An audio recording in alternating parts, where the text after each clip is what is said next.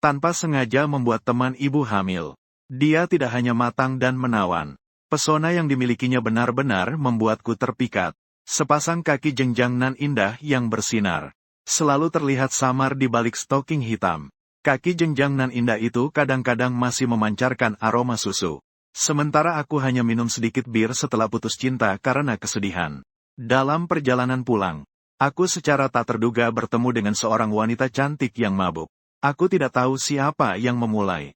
Kami pun berhubungan intim dalam keadaan setengah sadar. Ketika aku terbangun, namun, aku tidak melihat sosok siapapun.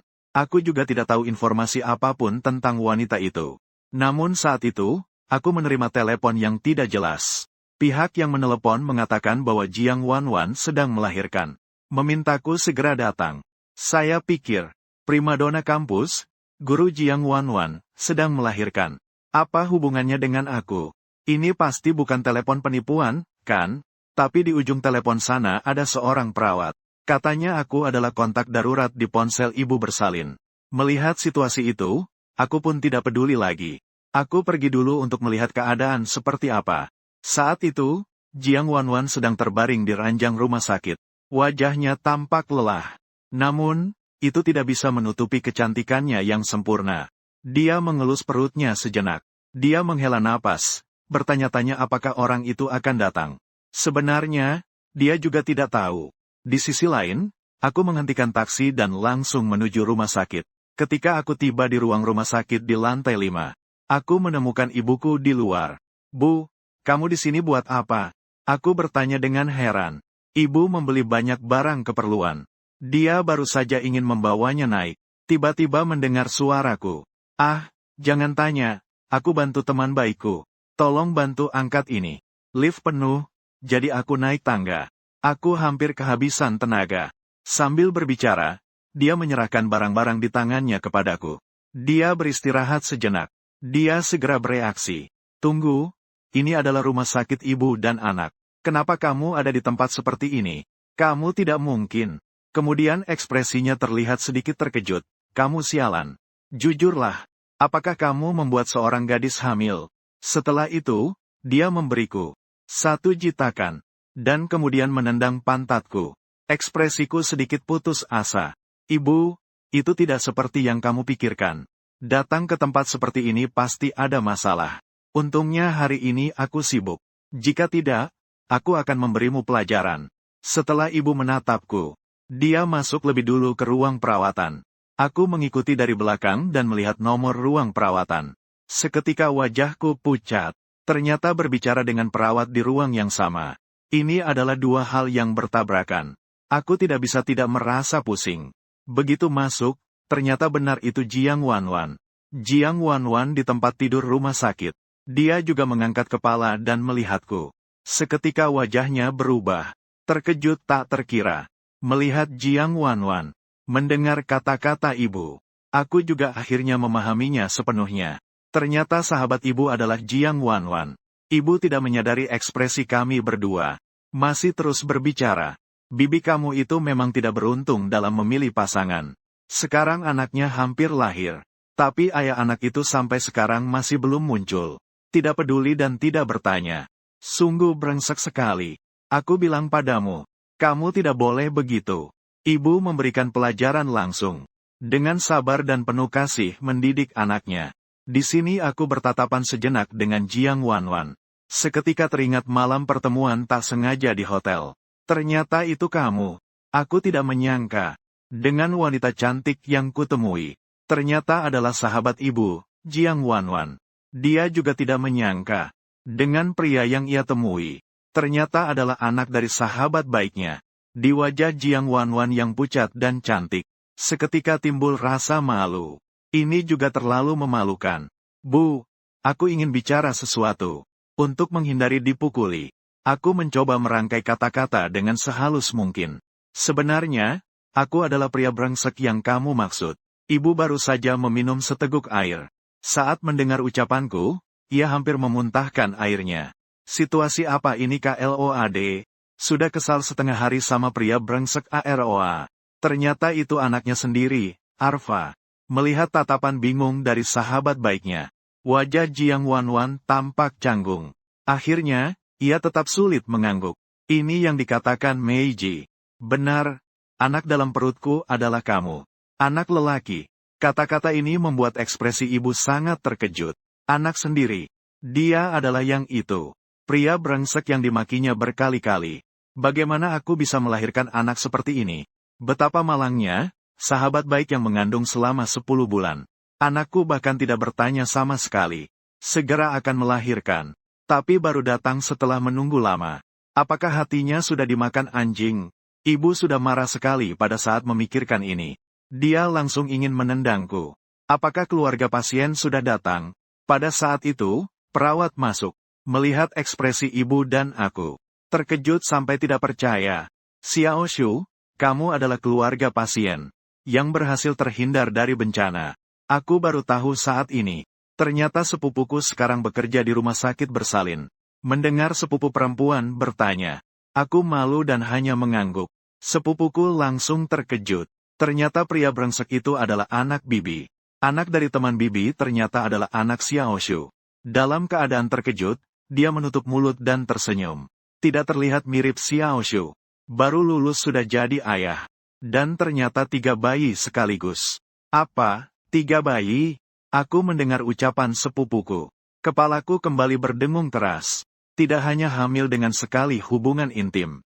Tapi hamil anak kembar 3 dengan sekali hubungan intim. Tapi tidak ada waktu untuk berpikir lebih. Operasi segera dimulai. Ibu dan aku mengikuti dan mengantarkan. Hingga pintu ruang operasi tertutup. Keduanya mulai saling bertatapan. Ibu, apakah Anda mendengar aku berusaha membela diri? Dengarkan aku menjelaskan. Aku merasa situasinya tidak baik. Segera berkata baik. Tapi ibu langsung menarik lenganku. Menarikku ke koridor luar. Ayo, katakan. Aku ingin tahu bagaimana kau, anak nakal ini, akan menjelaskannya. Meskipun aku tidak berdaya. Tapi tetap menceritakan hal ini. Dengan apa adanya kepada ibu. Tentu saja yang perlu dikatakan. Ibu mendengarkan dengan cemas. Dalam hati, berpikir generasi muda sekarang terlalu tidak bisa menjaga diri. Jadi, malam itu kamu juga tidak tahu itu Jiang Wanwan. Iya, ibu. Hati nurani.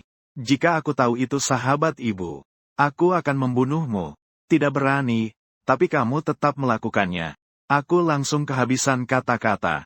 2 jam kemudian, pintu ruang operasi terbuka. Ibu segera datang keluar ruang operasi. Keluarga Li memiliki bayi 3 setelah kelahiran. 2 perempuan dan 1 laki-laki. Ibu dan anak selamat. Begitu ibu melihat 3 bayi kecil. Seketika matanya bersinar. Rasanya seperti mimpi. Ibu saya berusia 48 tahun. Sudah bisa dianggap sebagai nenek. Dan ternyata dia adalah sahabat baiknya. Ayah bilang tidak ada drama TV yang berani menggambarkan seperti ini. Ibu sangat bersemangat. Aku juga sama. Saya juga ingin memeluk ibu itu. Saya melihat ibu sangat menyayangi. Memegang ketiga bayi kecil. Saya sedikit merasa iri. Tapi anak-anak itu sangat kecil. Dan sangat lemah. Sementara saya tidak tahu harus mulai dari mana. Tunggu sebentar, saya akan mengajarkanmu. Lagi pula ini adalah anakku sendiri. Ibu melirik saya dengan sinis. Dia mengajarkan saya cara memegang bayi dengan tangan. Dengan cepat saya bisa melakukannya. Kemudian saya memeluk ketiga bayi sekaligus. Dan memberikan ciuman lembut di atas kepala mereka. Ngomong-ngomong, aku jadi seorang ayah sekarang. Ibu merasa sangat tidak senang melihatnya. Hei, anak nakal. Di mulutmu ada bakteri. Bagaimana kalau kamu merusak cucu-cucuku? Pemilik mencium ketiga anaknya sendiri. Selamat, kamu mendapatkan hadiah 30.000 dan hak atas keterampilan pengasuhan anak. Dengan arus pengetahuan yang melimpah mengalir ke dalam pikiran. Diriku sekarang, menggambarkan diri sebagai ahli pengasuhan anak terbaik tidaklah berlebihan. Wanwan, bagaimana kabarmu? Tidak lama kemudian, pintu ruang operasi terbuka. Jiang Wanwan dibawa keluar. Ibu segera menyambutnya dengan khawatir. Tidak apa-apa, aku baik-baik saja. Jiang Wanwan terbaring di tempat tidur. Wajahnya pucat. Ada lapisan keringat tipis di dahi. Kalau begitu, tidak ada masalah. Ibu mengulangnya 2 kali. Lalu dia menghela napas lega dalam hati. Meskipun melihat 3 cucu sangat menyenangkan. Tapi di dalam hati, Dia selalu mengkhawatirkan sahabat baiknya. Aku juga datang mendekat untuk menunjukkan perhatian. Ibu Jiang, Anda sudah kerja keras. Jiang Wanwan entah kenapa. Begitu melihatku, dia tiba-tiba merasa tegang. Sudahlah, kita bicarakan lagi nanti. Ibu menatapku, memberi isyarat dengan matanya. Aku langsung mengerti. Setelah itu, aku mendorong ranjang Jiang Wanwan kembali ke kamar. Sekarang, di depan Wanwan, anakku, kamu harus menyatakan pendapatmu. Wanwan hamil selama 10 bulan. Karena alasan kesehatan dan juga karena dia hamil anak kembar 3. Dia tidak tega untuk menggugurkan. Dia bertengkar dengan keluarganya. Karena kamu, nak, sudah mengalami banyak kesulitan. Dalam hidup, kita harus memiliki hati nurani. Aku ingin memberitahumu, anakku. Wanwan adalah putri kesayanganku. Jika kamu berani berhati jahat, aku tidak bisa memaafkanmu. Di dalam kamar, ibu menatapku dengan serius saat menginterogasi. Ini adalah masalah prinsip. Dia tahu betapa tidak mudahnya bagi Wanwan. Dia bersikeras untuk membela sahabat baiknya. Tentu saja aku bertanggung jawab. Sebelumnya aku benar-benar tidak tahu. Itu tidak sengaja. Menghadapi kemarahan ibu, aku menggaruk-garuk kepala. Aku mengungkapkan pikiranku. Pokoknya, di sini tidak ada masalah. Namun, saat itu Jiang Wanwan tiba-tiba memanggil. Mei Jie, tolong bantu aku dorong kereta bayi ini sedikit. Aku ingin melihat anaknya. Ibu menjawab, menjauhkan kereta bayi sedikit lebih dekat ke Jiang Wanwan. Jiang Wanwan karena efek anestesi mulai berkurang. Tubuhnya secara bertahap merasakan sakit. Namun, dia masih mendukung tubuhnya untuk melihat 3 bayi kecil. Tatapannya dipenuhi dengan kasih sayang. Aku di samping tidak sadar terpukau. Yang terbaik adalah yang terbaik. Meskipun penampilannya sedikit lelah, namun wajahnya menawan seperti bunga di bulan. Masih tetap memikat hati. Nak, keluarlah. Saat aku sedang terpesona melihatnya, ibu tiba-tiba menarik lenganku dan membawaku keluar. Ada apa? Sepertinya kamu punya maksud lain. Sahabatku begitu cantik. Apakah dia seorang profesor di universitas? Apakah dia tidak pantas untukmu atau bagaimana? Membuatmu bertanggung jawab terhadap sahabatku. Apakah aku telah menyusahkanmu? Tolong lebih pelan. Ya, keringat mengucur deras di dahiku. Aku tidak mengatakan bahwa dia tidak pantas untukku. Aku juga tidak mengatakan bahwa aku tidak bertanggung jawab terhadapnya. Tapi kamu tidak lebih baik. Yang aku maksudkan dengan tidak bisa berkata lebih adalah, belum tahu apa maksud Wanwan sebenarnya. Ini adalah urusan antara 2 orang. Aku tidak bisa cinta bertepuk sebelah tangan, kan? Ibu juga mengangguk. Baru kemudian dia melepaskan tangannya. Membuat anaknya mengerti. Akhirnya Wanwan tidak setuju. Itu bukan masalah yang besar. Namun, dia benar-benar merasa, mempunyai sahabatnya sendiri sebagai menantu adalah hal yang bagus. Terdiam sejenak. Ibu tiba-tiba mengeluarkan kartu bank. Ini 30.000 yuan. Kamu pergi bayar. Sekalian urus administrasi rawat inap Wanwan. Aku tertawa kecil. Menerima kartu bank. Menghadapi niat baik ibu. Aku justru tidak menghargai. Meminta majikan untuk mengambil uang dari ibu. Mengaktifkan misi kasih sayang ibu dan anak. Selamat, kamu mendapatkan hadiah. 1 unit BMW X7 dengan spesifikasi tertinggi. Diparkir di lantai 1 parkir bawah tanah rumah sakit ibu dan anak. Aku pergi, sistem kali ini sangat dermawan. Harus tahu bahwa harga BMW X7 saja lebih dari 2 juta. Sisi lain, ibu mulai dengan sabar dan penuh kasih membujuk Wanwan. Kata pepatah, wanita yang lebih tua 3 tahun seperti memeluk bata emas. Wanita yang lebih tua 30 tahun memberikan kerajaan. Wanita yang lebih tua 300 tahun memberikan ramuan keabadian. Kamu yang lebih tua 6 tahun hanya mendapatkan 2 bata emas saja. Namun Mei Jie, Wanwan masih ragu. Jika nanti aku tinggal bersama anakmu, bagaimana kita saling memanggil? Mendengar itu, ibu langsung senang. Akhirnya berhasil menggerakkan hatinya. Tidak bisa dikatakan tentang panggilan itu. Itu semua hal kecil. Paling tidak kita bisa saling membahas hal kita masing-masing. Saat itu, sepupu perempuan, Sun Qian, datang ke ruang perawatan. Memberi nasihat tentang berbagai hal. Melihat 3 bayi kecil, dia tidak bisa menahan diri untuk bercanda. Oh ya, sudahkah susu keluar? Jiang Wanwan merasa canggung mendengar itu. Belum, Belum ada. Itu harus dikeluarkan. Kolostrum memiliki banyak zat gizi yang bermanfaat bagi bayi baru lahir. Bayi kecil karena mereka adalah bayi 3 serangkai. Berat mereka sedikit lebih ringan dari normal. Ini adalah waktu yang tepat untuk mendapatkan nutrisi. Sambil berbicara, Sun Qian mengangkat salah satu bayi kecil. Dia datang ke samping Jiang Wanwan. Untuk apa? Aku tidak melakukannya. Wajah Jiang Wanwan berubah ungu. Dia sesaat belum menyadari perannya sebagai seorang ibu. Tidak apa-apa, pada awalnya tidak ada yang muncul. Biarkan bayi menyusui sebentar dan itu akan muncul. Sun Qian tersenyum sambil berkata seolah itu hal biasa. Baiklah, Jiang Wanwan ragu-ragu sejenak. Tidak ada orang lain di ruangan itu. Dia pun mengangkat bayi itu. Mata ibu bayi itu melotot. Ngomong-ngomong, setelah berteman baik selama bertahun-tahun, ini adalah pertama kalinya melihat wajah asli. Kini ketiga cucu-cucunya akan merasakan berkah. Namun, wajah Jiang Wanwan memerah setelah menyusui selama setengah hari. Dia masih belum berhasil. Saat itu, 3 bayi kecil mulai menangis dengan keras.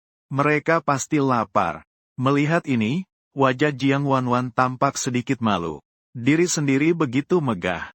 Tidak mungkin, kan? Saat itu, Sun Qian lahir. Menyemangati bahwa tidak ada yang terjadi pada awalnya itu normal. Banyak yang baru muncul setelah 24 jam. Ibu kemudian datang di depan 2 bayi kecil yang menangis keras. Mengeluarkan suara untuk menghibur.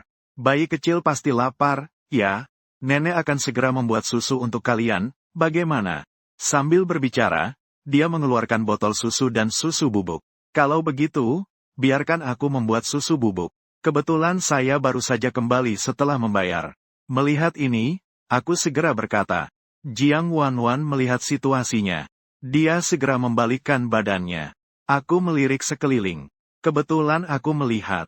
Seketika aku merasa sedikit melamun. Berbicara seperti ini, matahari di luar juga terlalu terik. Lapar pun terasa sangat menyengat. Apakah kamu bisa membuat susu bubuk? Ibu tidak memperhatikan ekspresiku. Dengan heran bertanya. Siapa yang tidak bisa melakukan ini? Bukankah hanya mencampur susu formula? Tampak aku bergerak dengan sangat mahir. Kecepatan tanganku sangat cepat. Tidak lama kemudian, aku sudah selesai. Ibu di samping terlihat bingung. Wow, tidak kusangka kau benar-benar bisa. Bahkan Jiang Wanwan juga menyaksikannya. Seketika, pandangannya terhadapku berubah banyak. Orang ini juga tidak begitu tidak dapat diandalkan. Tapi segera dia teringat tatapanku padanya sebelumnya. Orang ini juga seorang yang sangat ceroboh. Setelah beberapa saat, Jiang Wanwan akhirnya tidak merasa begitu malu. Dia perlahan-lahan berbalik kembali. Namun saat melihatnya lagi, hatiku masih merasa sedikit cemas. Lagi pula, aku sudah terlihat sepenuhnya. Rasa malu itu bahkan lebih kuat dari malam itu. Sun Qianyan tersenyum malu-malu. Segera kembali normal. Mengucapkan beberapa kata kepada ibu lalu pergi. Jiang Wanwan juga sangat mengantuk. Perlahan-lahan tertidur. Nak, aku pergi memasak untuk Wanwan. Kamu di sini jaga dia baik-baik.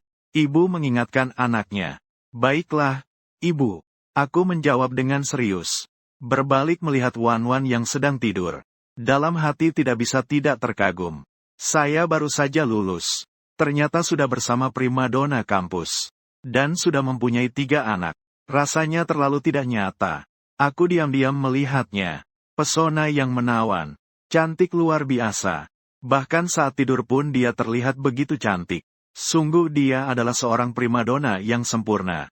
1 jam kemudian, ibu datang kembali dengan makanan bulan patah yang telah disiapkan.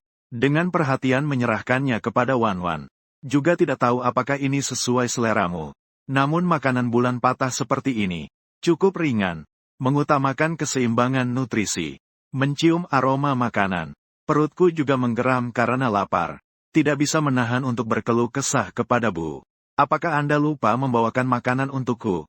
Aku belum makan. Ibu memukul kepalanya. Ayolah, lihat aku hanya memikirkan Wanwan. Aku sampai melupakanmu.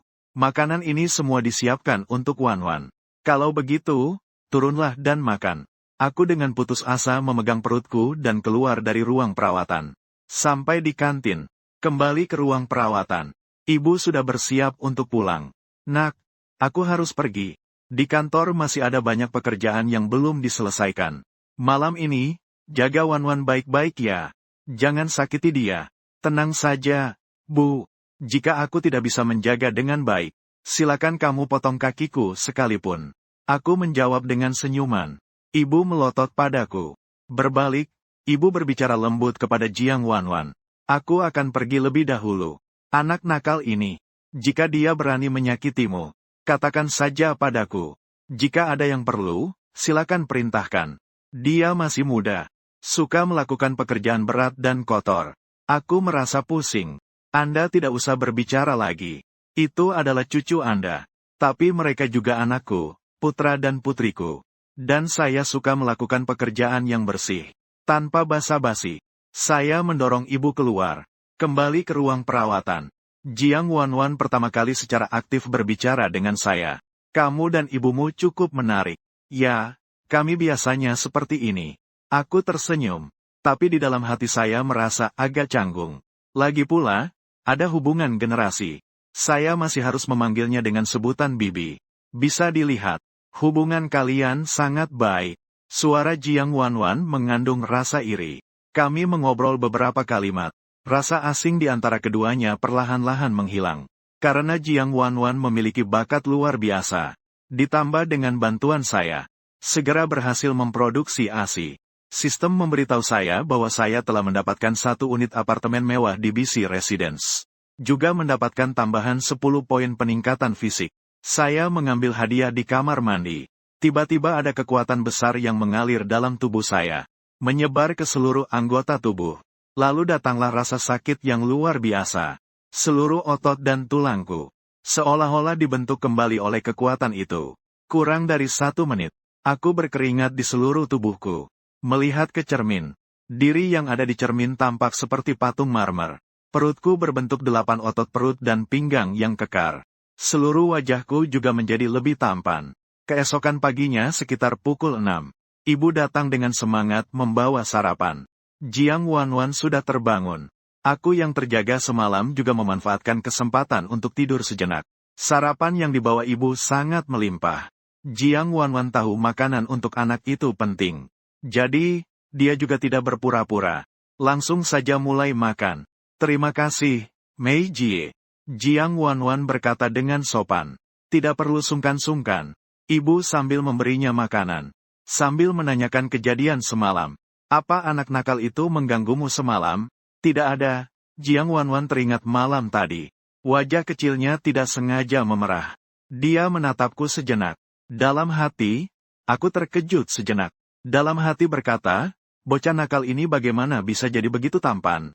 Aku mendengarkan kata-kata ibuku. Merasa sedikit tidak senang.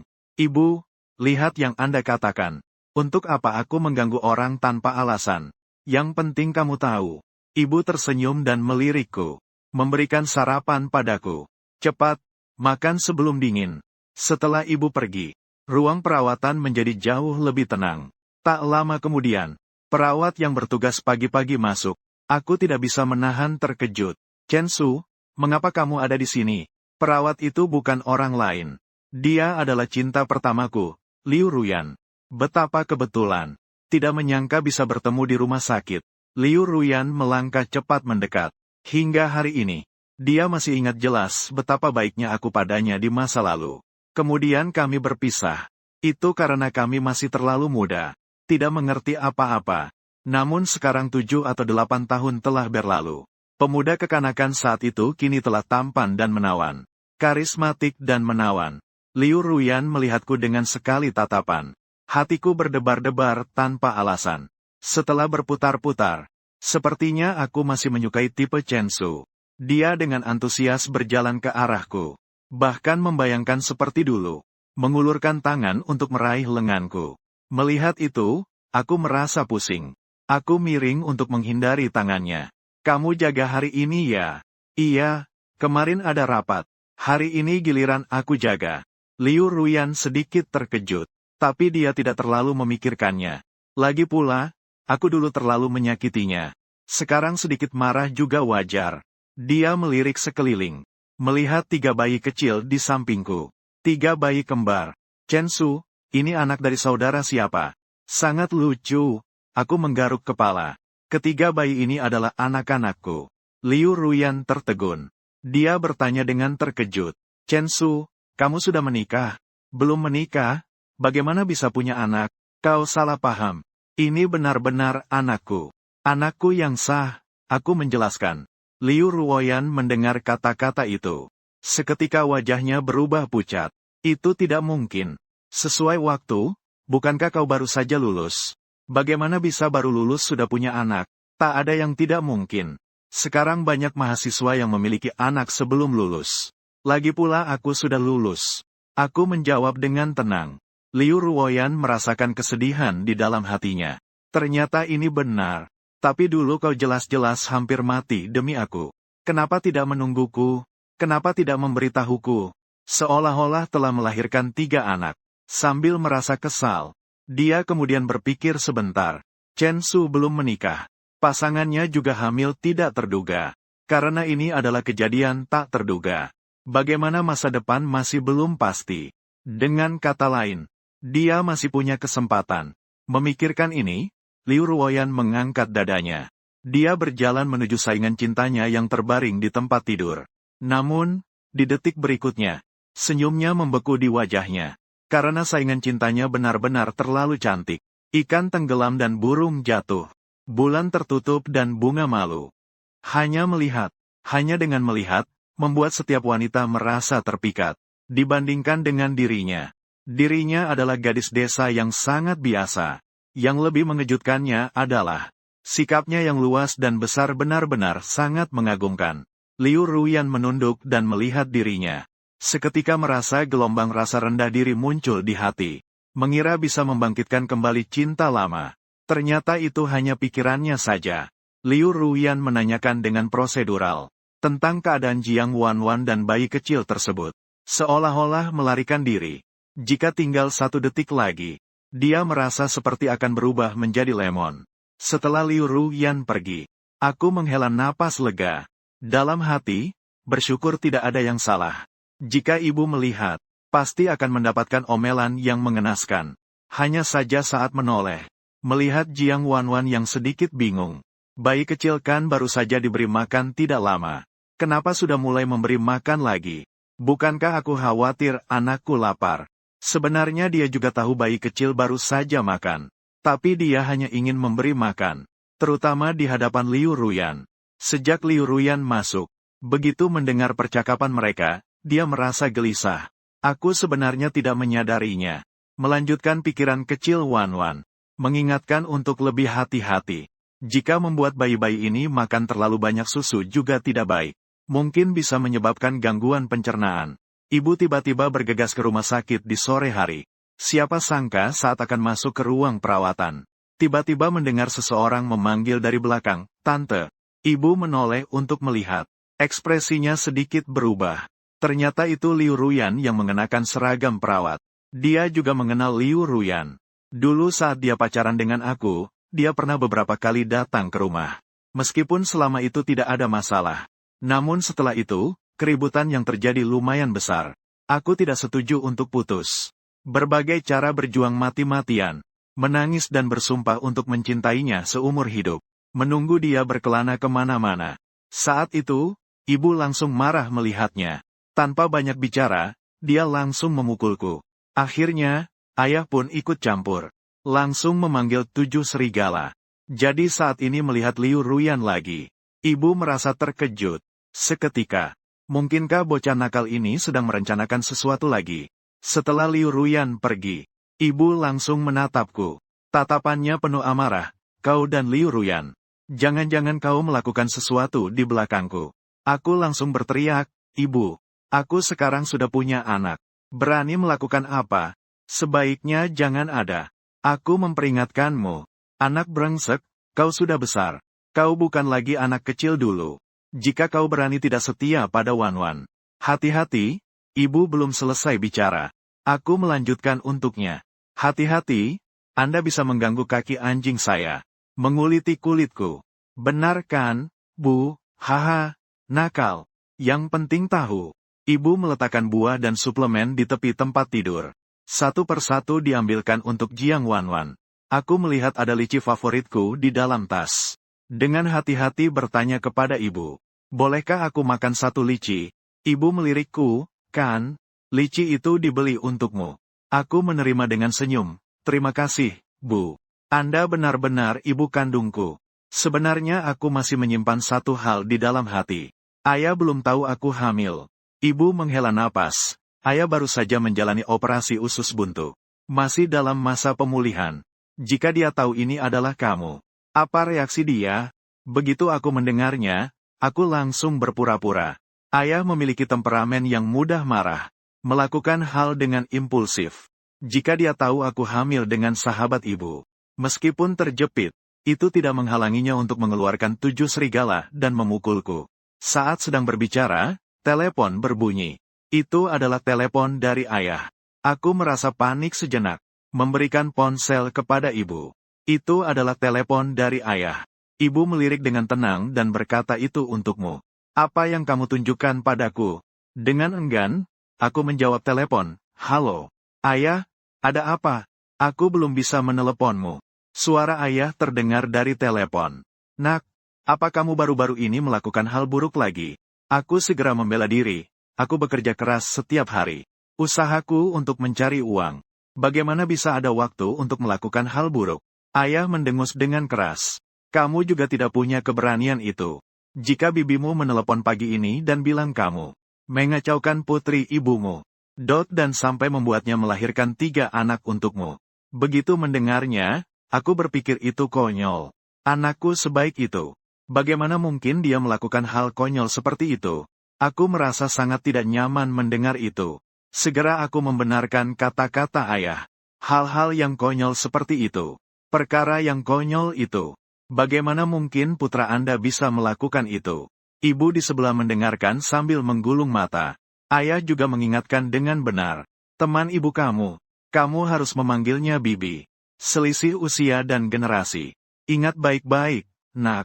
Jika kau merasa gatal, silakan coba saja. Setelah menutup telepon, aku melihat ke arah ibu. Apa langkah selanjutnya? Ibu mengangkat bahu. Ya sudah. Nasi yang sudah dimasak tidak bisa dikembalikan. Apalagi yang bisa dilakukan ayahmu. Nanti kamu letakkan 3 bayi kecil di depannya. Lihatlah apakah dia akan menggendong cucu terlebih dahulu. Atau langsung memukul. Begitu mendengar itu, aku langsung tercerahkan. Beban di hatiku akhirnya terasa ringan. Keesokan harinya, Sun masuk untuk melakukan pemeriksaan menyeluruh pada Jiang Wanwan. Mengumumkan bahwa dia bisa keluar rumah sakit besok. Ibu sangat senang akhirnya bisa pulang dan menggendong cucu. Jiang Wanwan juga menghela nafas lega. Meskipun ibuku dan aku merawatnya di rumah sakit, tapi tetap saja itu tidak nyaman. Aku terlihat ketakutan karena harus pulang secepat ini. Bagaimana cara menghadapi kritik dari ayah? Saat itu, sistem tiba-tiba memunculkan tugas. Telepon ayah dalam waktu 3 hari. Dengan sukarela mengakui. Aku langsung pusing. Sistem sial ini tidak mendorongku ke dalam jebakan. Tapi tugas ini tidak bisa ditolak. Sistem akan meledak. Aku tidak punya pilihan selain menerimanya. Sisi lain, ibu menyarankan Jiang Wanwan agar tinggal bersamaku setelah keluar rumah sakit. Anak baru saja lahir. Kau juga sedang masa pemulihan usai melahirkan. Meskipun anakku agak canggung. Dia jujur dan sopan. Dia cukup perhatian terhadap anak dan kamu. Jiang Wanwan agak ragu. Tapi akhirnya dia mengangguk setuju. Ibu sangat senang sampai-sampai tidak bisa menutup mulutnya. Tapi agak cemas tinggal serumah. Bukankah ini sama saja dengan tinggal bersama? Ibu melihat aku ragu. Langsung merasa tidak senang. Kenapa? Membuatmu tinggal bersama sahabatku. Kamu masih tidak senang. Aku segera menjelaskan bahwa itu bukan. Aku takut Jiang Wanwan tidak setuju. Ibu menatapku dengan tajam. Orang itu sudah setuju. Baru saja aku bilang padamu. Kamu ini jangan tidak tahu terima kasih. Terpaksa aku setuju. Ibu kembali mengingatkan beberapa hal. Lalu ia pergi mengerjakan hal lain. Aku duduk di ruang perawatan. Hatiku campur aduk. Saat itu sistem tiba-tiba mengingatkanku, tuan rumah. Mobil baru Anda sudah masuk. Silakan cek. Baru aku ingat. Sistem juga memberikan aku sebuah BMW S7.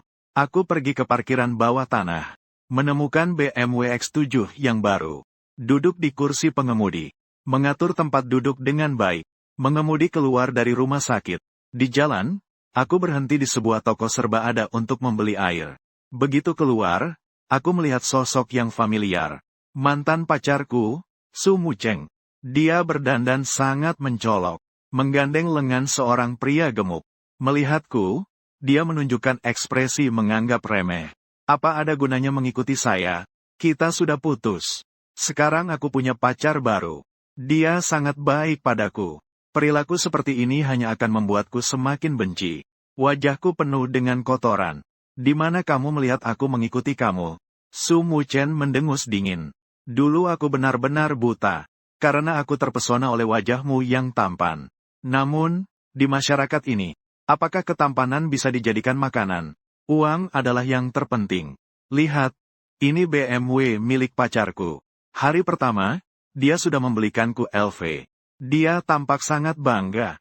Seolah-olah dia sedang memamerkan hasil buruannya. Aku sudah menyerah. Dengan 5-6 ribu di dahi, aku sudah bisa membelimu. Kamu memang murah. Lebih baik sedikit daripada wanita pijat di klub. Su Mucheng langsung marah. Chen Su, kamu bilang apa? Kamu bilang aku murah. Pria gemuk di sampingnya juga tidak bisa menahan diri. Dia menunjukku dan berteriak, kamu, anak miskin, masih berani beralasan. Aku malas untuk mengurusi mereka. Berbalik dan berjalan menuju BMW X7 milikku. Dengan santai aku membuang kalimat, benar.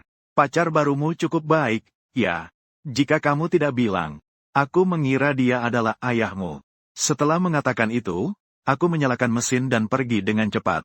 Di cermin belakang, Su Mucheng dan pria gemuk itu melihat dengan terheran-heran.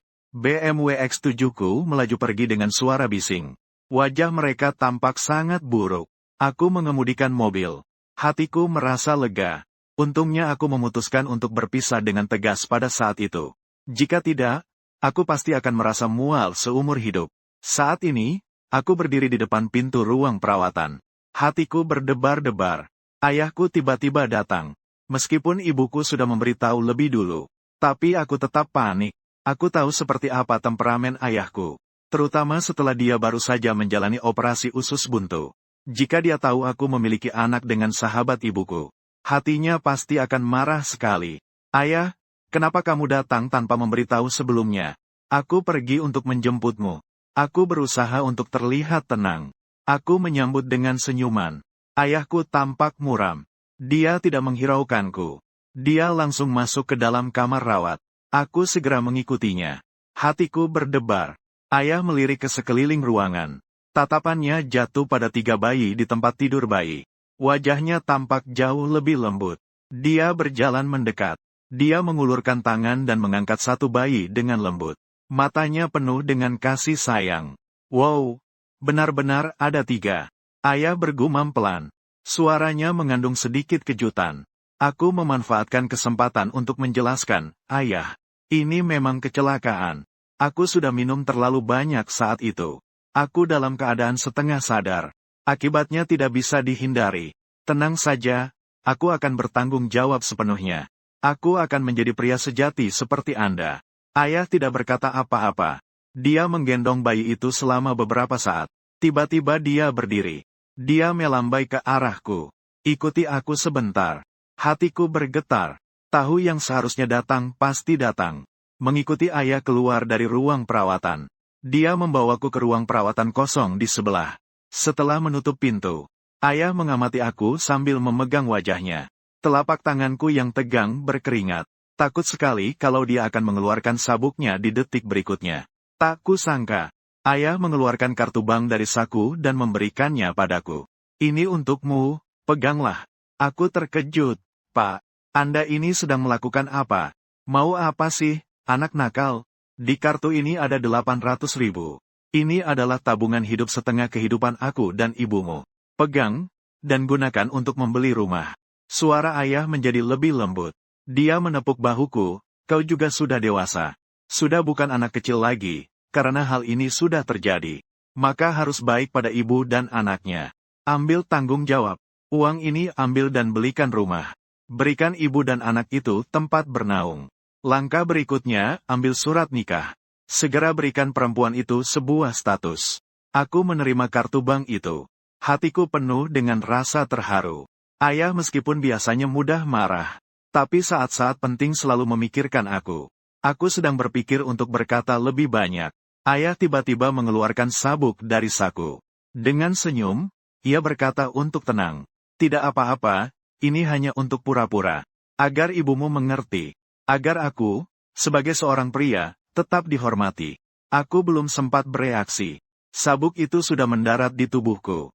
Sakitnya membuatku menggeraikan gigi. Ayah sambil memukul sambil tertawa. Anakku, kamu masih bisa diandalkan. Sekali saja, kamu sudah memberi kami 3 cucu. Lebih baik daripada waktu aku dulu. Saat itu, suara sistem berbunyi. Ding, tuan rumah telah menyelesaikan tugas untuk mengaku kepada ayah. Dan telah dipukul oleh ayah dengan sabuk. Pemahaman mendalam, penilaian istimewa. Selamat, Anda mendapatkan 1 juta uang tunai dan kemampuan memasak tingkat dewa. Aku tidak tahu harus tertawa atau menangis. Sistem sialan ini memang suka menonton keributan. Namun setelah dipukul ini, aku justru merasa tenang di dalam hati. Ayah meskipun memukulku beberapa kali, tapi lebih banyak lagi adalah pengakuan dan dukungannya kepadaku. Kembali ke ruang perawatan. Ibu dan Jiang Wanwan memandangku dengan wajah penuh kekhawatiran. Ibu melihat aku baik-baik saja. Merasa lega, tapi masih tidak bisa menahan keluhan bahwa orang tua ini memang memukul. Aku tersenyum dan tidak berkata apa-apa. Jiang Wanwan dengan wajah merah bertanya pelan padaku. Kamu tidak apa-apa, kan? Aku menggelengkan kepala. Tetapi hatiku terasa hangat. Meskipun masalah ini agak besar. Tetapi dengan dukungan ayah dan ibu, masa depan Jiang Wanwan dan aku juga bisa dikatakan sudah ada kepastian. Selanjutnya adalah merawat dia dan anak-anak dengan baik. Berusaha menjadi suami dan ayah yang baik. Tiba-tiba ibu berteriak dengan terkejut. Aduh, kenapa ada darah di sini? Ayah sedang menggendong 2 bayi kecil dengan gembira. Begitu mendengar ucapan ini, dia menunduk dan melihat. Ternyata benar ada bercak darah yang keluar dari luka tersebut. Aku melihat Sun Qian. Segera datang dan memeriksa. Paman kecil, luka di sini terbuka. Harus mencari dokter bedah untuk menanganinya. Ayah melihat luka yang berukuran 4-5 cm itu. Dia melambaikan tangan, tidak ada yang serius. Dia tidak akan mati. Setelah itu, dia masih ingin memeluk bayi ketiga. Melihat itu, ibu jadi marah. Sudah berusia puluhan tahun. Baru saja selesai menjalani operasi. Apa dia tidak tahu situasinya? Apakah dia akan pergi melihat dokter? Tidak mau pergi, bahkan siap mati. Ayah sedang membuat anak-anak tertawa dengan bahagia. Siapa yang rela pergi? Tidak akan pergi, bahkan kalau mati. Apakah kamu ingin melayani? Apa kamu tidak ingin menjadi janda? Ibu berjinjit, langsung mencengkeram telinganya. Aduh sayang, pelan-pelan. Aku pergi, tidak boleh. Ayah didorong oleh ibu untuk pergi melihat dokter. Yang lain terdiam satu sama lain. Berpura-pura tidak melihat. Aku menggelengkan kepala. Dalam hati, aku merasa sedih untuk ayah selama 3 detik. Ayahku agak dikuasai oleh istri. Aku dengan putus asa berkata kepada Jiang Wanwan. Aku bisa melihatnya. Jiang Wanwan tersenyum. Jika kita bersama di masa depan, apakah kamu ingin aku jadi suami yang patuh pada istri? Entahlah, tetapi aku tetap berharap bisa bebas. Mengurusi begitu banyak hal terlalu merepotkan. Aku mengangkat bahu. Di kartu ini ada 800.000. Ayah dan ibu memintaku untuk membeli rumah. Namun di kota Sihai, 800.000 mungkin tidak cukup untuk membeli rumah yang bagus. Apa pendapatmu? Terserah. Lagi pula aku tidak punya tuntutan tinggi. Jiang Wanwan menjawab secara sembarangan. Tuntutannya tidak tinggi. Jadi, jika aku tinggal di tempat yang buruk, apakah kamu akan tinggal di sana juga? Tidak, aku hanya menggodanya. Jiang Wanwan menggulung matanya. Di mana kamu tinggal, aku tidak harus ikut tinggal di sana. Kedua, jika kamu benar-benar tinggal di tempat yang buruk, aku tidak mungkin ikut denganmu. Orang dewasa tidak masalah merasakan sedikit kesulitan. Tetapi anak-anak tidak boleh menderita. Itu benar, membuatku tertawa. Tapi jangan khawatir. Aku pasti tidak akan membiarkanmu dan anak-anak tinggal di tempat yang buruk. Sun Qian di sebelah mendengarkan sampai giginya ngilu. TSK 2 kali. Pasangan muda itu cukup serasi. Kemudian Sun Qian mengingatkanku. Apakah kamu ingat dengan jelas tentang perhatian yang perlu diperhatikan oleh ibu setelah pulang dari rumah sakit? Sudah diingat dengan jelas. Hindari aktivitas fisik yang berat. Perhatikan kebersihan. Jangan biarkan luka terkena air. Aku menjawab, masih ada lagi. Sun Qian mengangkat alisnya. Masih ada? Aku tertegun. Di sisi lain, ada periode pemulihan 42 hari untuk urusan rumah tangga. Untuk kontak intim, harus meminta persetujuan dari pihak perempuan. Berdasarkan tidak merasakan sakit sebagai standar. Sun Qian berkata dengan serius. Aku tersenyum canggung. Aku mengerti, sepupu. Kamu sudah menjelaskan itu sebelumnya. Ngomong-ngomong, kamu tidak sengaja, kan? Tidak mungkin. Sun Qian membuka matanya lebar-lebar. Aku adalah dokter kandungan. Ini adalah perintah medis. Lagi pula, aku khawatir kamu para pemuda terlalu bersemangat. Tidak bisa menahan diri. Aku sudah merapikan barang-barang dan bersiap untuk keluar dari rumah sakit. Ibu menelepon. Dia berkata bahwa kondisi ayah agak serius. Setelah membersihkan luka, masih harus infus. Ibu mengeluh di telepon tidak bisa membantu. Kehadiran mereka hanya menambah kekacauan. Ayah hanya bisa tersenyum di samping. Sun Qian datang lagi. Dia membawa sebuah amplop merah berisi uang tunai 5.000 yuan. Dan sebuah kereta bayi yang khusus untuk bayi kembar 3. Sedikit permainan. Ini adalah sumbangan dari saya untuk kalian. Jangan merasa tidak senang ya. Begitu saya melihat amplopnya, cukup besar. Kereta bayi ini juga tidak murah. Saya tidak bisa menahan kekaguman. Apakah sumbangan sepupu perempuan ini terlalu besar? Ini baru permulaan. Sun Qian tertawa. Berikutnya, aku akan memberimu yang lebih besar. Jiang Wanwan bertanya bingung. Tentu saja, apakah kamu dan Xiao Chen melahirkan anak? Apakah tidak akan menikah? Tidak bisa naik tanpa membeli tiket. Sun Qian bercanda. Saya dengan senang hati menerimanya. Wanwan, mari kita terima saja. Lagi pula ini adalah niat baik dari sepupu. Setelah Sun Qian pergi, Jiang Wanwan dan aku masukkan 3 bayi kecil ke dalam kereta dorong bayi. Menggoda sebentar. Setelah memberi makan dan minum sampai puas, bersiap untuk pergi. Saat itu, Liu Ruyan tiba-tiba datang. Memberikan 1.000 yuan tunai dan sebuah kotak hadiah buah. Melahirkan adalah hal besar dalam hidup. Sebagai teman lama, aku mengucapkan selamat padamu. Aku merasa sedikit canggung. Tidak tahu harus bagaimana menghadapinya. Jiang Wanwan berkata dengan tenang. Suami, karena ini adalah niat baik dari teman lamamu. Jadi terimalah. Aku tertegun sejenak. Segera aku sadar dan berterima kasih kepada teman lama. Molekul ini aku terima. Liu Ruyan merasa sangat sakit hati. Terutama melihat Jiang Wanwan menggandeng lenganku. Dekat dan bersandar padanya. Di dalam hati seolah ditusuk jarum. Dia berusaha bersikap sopan dengan beberapa kalimat. Kemudian pergi dengan terburu-buru. Setelah Liu Ruyan pergi, aku tersenyum pada Jiang Wanwan dan berkata, kau baru saja memanggilku suami. Suara itu sangat indah, panggil saja seperti itu mulai sekarang. Memikirkan hal itu, wajah cantik Jiang Wanwan memerah. Hanya membiarkanmu menjadi suamiku selama beberapa menit saja. Masih ingin aku seperti ini di masa depan. Mimpikan saja dulu. Aku sengaja menggoda dia. Ternyata aku hanya melakukannya beberapa menit. Suamiku, bolehkah aku bertanya berapa menit? Jiang Wanwan menangkap maksud perkataannya. Wajahnya semakin merah, cepat pergi. Kamu memang memiliki pikiran yang sangat kotor. Aku tidak akan berbicara denganmu lagi. Aku tertawa terbahak-bahak. Lalu muncul kesulitan lagi. Seperti bagian cerobong asap. Bagaimana cara menangani ini? Jiang Wanwan kembali tenang. Jika sudah diterima ya harus diterima. Bagaimanapun juga, itu adalah niat baik dari teman lama. 000 yuan bisa membeli banyak barang. Buang kotak buah juga akan sia-sia.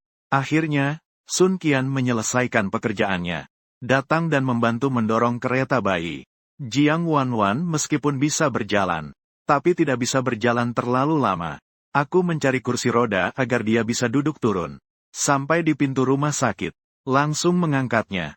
Sun Qian tertawa diam-diam di samping. Jiang Wanwan tidak mengecewakan. Sekali lagi merasakan ketidaknyamanan. Tak perlu berpikir, itu pasti ponselku yang ada di saku celana. Kinger juga tidak merasa heran. Namun, beberapa detik kemudian, Saat Jiang Wanwan secara tidak sengaja menemukan, ponselku ada di tanganku, dan bukan disimpan di saku celana. Seketika panik. Ayah, Su Qingcheng berteriak. Wajahnya memerah. Lalu ia ingin turun dari pelukan Chen Su. Ada apa? Pertanyaan. Tidak ada apa-apa.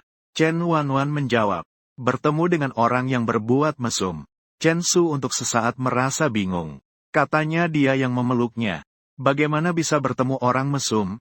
Dia bertanya lagi pada Chen Wanwan. Chen Wanwan bersikeras tidak mengatakan apapun.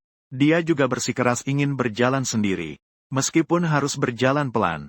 Chen Su tidak bisa berbuat apa-apa, jika tidak diizinkan untuk memeluk, ya sudah. Dia terpaksa melepaskan Chen Wanwan. Setelah Chen Wanwan turun, ia berjalan perlahan, tanpa sengaja melirik ke suatu tempat di arah Chen Su. Ia terkejut dalam hati. Wajahnya terasa panas. Ternyata tidak bisa disalahkan. Ding! Pemilik memeluk istri. Selamat, pemilik mendapatkan hadiah. 80.000 yuan. Mendapatkan istri juga ada hadiahnya. Sistem ini cukup baik. Bagaimana kabar Paman Xiao Chen sekarang? Ayahku sedang mendapatkan infus. Ibuku menemaninya. Tapi jika melihat waktunya, sepertinya sudah dekat. Apakah kamu sudah bertanya bagaimana keadaannya? Tidak perlu bertanya lebih serius. Ayahku masih dengan kalimatnya, tidak akan mati.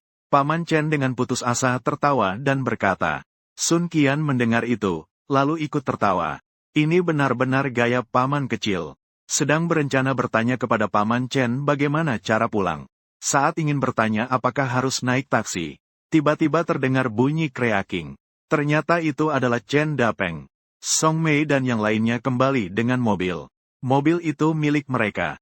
Volkswagen tua berusia 10 tahun yang masih semangat. Pas sekali. Nak, aku akan membawamu kembali. Chen Dapeng yang berada di kursi pengemudi masih ada di mobil. Dia dengan ceria berkata. Ternyata Chen Dapeng pergi ke dokter karena lukanya terbuka.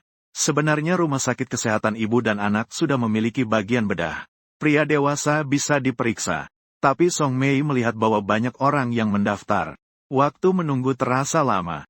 Jadi dia mengemudikan mobil dan membawa Chen Dapeng ke rumah sakit lain. Setibanya di tempat, dokter melihat. Begitu melihat luka Chen Dapeng, dia langsung mengkritik. Kenapa kamu tidak berhati-hati? Ini baru saja menjalani operasi. Ini bukan luka biasa. Chen Dapeng tetap tidak peduli. Dia merasa tidak akan mati. Membuat dokter merasa bingung dan tertawa getir. Atas permintaan Song Mei, Chen Dapeng akhirnya setuju untuk merawat lukanya. Setelah itu dia juga mendapat infus yang menyakitkan. Meskipun begitu, Song Mei masih merasa khawatir. Dia mengawasi dengan cermat di samping. Jika tidak, dia benar-benar khawatir pria tua ini akan berbuat seperti sebelumnya. Infusnya belum selesai. Dia tiba-tiba mencabut jarum dan pergi. Setelah infus, Chen Dapeng bersikeras untuk mengemudi. Dia bilang ingin mengantar pulang 3 cucunya. Dokter mengatakan tidak ada masalah untuk berkendara. Pengemudi berpengalaman Song Mei baru saja melotot ke Chen Dapeng dan memintanya untuk duduk di kursi pengemudi. Nak, jangan anggap remeh ayahmu. Mobil ini meskipun sedikit tua, sekarang ibumu yang mengemudikannya. Tapi kamu tahu mobil ini tidak ada masalah besar. Selama bertahun-tahun, mobil ini telah berkontribusi banyak untuk keluarga kita. Chen Dapeng berkata dengan ceria. Sejak tahu dia memiliki 3 cucu besar. Cucunya yang besar membuatnya bangga sebagai kakek. Hatinya terasa manis seperti makan madu. Melihat apapun terasa menyenangkan. Berbahagia membuat hidup lebih bersemangat. Hidupnya tiba-tiba terasa kembali muda. Ayah, tidak usah. Saya punya mobil. Apa, kamu punya mobil? Pernyataan itu mengangguk. Menuju sebuah BMW X7 yang parkir tidak jauh di pinggir jalan. Mengambil kunci mobil dan menekannya. Lampu mobil langsung menyala. BMW X7. Wah, kali ini bukan hanya Chen Dapeng. Apakah yang lainnya sudah mengantarkan? Sun Qian dan yang lainnya langsung terkejut. Anakku, ini benar-benar mobilmu. Benar. Dinyatakan. Tapi ini adalah BMW X7. Dari mana 2 juta yang jatuh itu? Chen Dapeng tampak terkejut. Reaksi pertamanya adalah tidak percaya sama sekali. Ngomong-ngomong, saya belum pernah mengemudikan mobil sebaik ini. Anakku, atas dasar apa dia bisa mengemudinya lebih dulu? Mobil ini adalah BMW X77. Jangan-jangan kau mencuri atau merampoknya. Atau mungkin ini hanya disewa? Jika saya bilang ini dibeli dengan uang hasil merampok, Bang. Apakah kau percaya? Pergi sana, beri aku. Jujurlah. Apakah ini mobilmu? Tentu saja ini mobil saya. Tapi mobil ini harganya 2 juta. Bukankah kau baru saja lulus? Dari mana kau mendapatkan uang sebanyak itu? Hanya sekitar 2 juta lebih saja. Masih baik kan? Lagi pula, memiliki mobil seharga ratusan juta setelah lulus itu wajar, bukan? Chen Dapeng, anak nakal. Ini sudah berlebihan. Tapi terkejut tetaplah terkejut. Song Mei dan lainnya juga memiliki banyak pertanyaan. Tapi mereka sedang bersiap-siap untuk pulang dari rumah sakit. Berdiri di depan rumah sakit, mereka bertanya pada Chen Su. Sebenarnya ini bukan masalah besar. Maka, semua orang maju menghampiri. Menempatkan 3 bayi kecil. Serta kereta bayi dan berbagai barang dimasukkan ke dalam mobil. Bagian belakang BMW X7 milik Chen Su telah dimodifikasi. Memiliki fungsi kursi anak. Ketiga bocah kecil itu bisa dengan nyaman berbaring di kursi belakang. Mengantar Mei. Melihat mobil anaknya masih cukup luas. Dia juga ikut duduk di dalam. Dengan begitu, mobil Chen Dapeng selain dia sendiri, hanya bisa membawa kesepian. Setelah itu adalah kembali. Mengenai tujuan kembali. Menurut pemikiran Song Mei, kemana lagi? Pasti itu adalah rumah sewa milik Chen Su. Namun, setengah jam kemudian, mobil itu tiba-tiba langsung menuju depan gerbang kompleks Bihuiju. Ini sangat di luar dugaan Song Mei. Karena Bihuiju adalah yang paling terkenal di seluruh Sihai. Adalah komunitas mewah yang paling terkenal. Di dalam, sembarang unit rumah sudah di atas belasan juta. Bahkan sewa. Sewa per bulan setidaknya juga harus 1 atau 20 ribu. Bukan, nak, kamu tinggal di sini. Tapi ini adalah Bihuiju. Kamu pasti mengeluarkan banyak uang untuk sewa, kan? Saya tidak menyewa. Saya memiliki sebuah rumah di sini. Mobil Chen Su langsung masuk ke Bihuiju. Setelah menyapa petugas keamanan di pintu, mobil Chen Dapeng juga masuk di belakang. Setelah masuk, kemudian pergi ke rumah Chen Su. Melihat dekorasi mewah di dalam rumah, pasangan tua itu terkejut dan bingung. Baru saja tahu bahwa anaknya membeli mobil seharga 2 juta. Sekarang bahkan tahu, anak mereka ternyata memiliki rumah senilai lebih dari 10 juta. Mereka hanya berpikir bahwa mereka adalah keluarga pekerja biasa. Dengan mobil dan rumah seperti ini, mungkin pasangan tua itu tidak akan makan atau minum. Selama puluhan tahun, mereka bahkan tidak bisa membelinya. Tapi anak mereka sepertinya sangat beruntung. Chen Dapeng dan Song Mei berjalan-jalan ke sana kemari. Saya melihat rumah Paman Chen. Setelah melihat, mereka tidak terlalu senang. Malah menarik Chen Su ke samping untuk bertanya. Wajahnya terlihat sangat serius. Nak, katakan dengan jujur. Apakah kamu sudah dekat dengan wanita kaya? Jika tidak, dari mana uang sebanyak itu? Betul, nak, kamu masih muda. Jangan hanya berpikir untuk hidup dari perempuan dan mencari jalan pintas. Lagi pula, apa baiknya jalan pintas seperti wanita kaya? Mereka selain kaya juga hanya bisa bersenang-senang. Dan ada juga istilah bola bahagia, wanita kaya. Chen Dapeng mengatakannya dengan ekspresi yang sangat sedih dan kecewa. Bola bahagia wanita kaya. Song Mei tidak mengerti, lalu bertanya.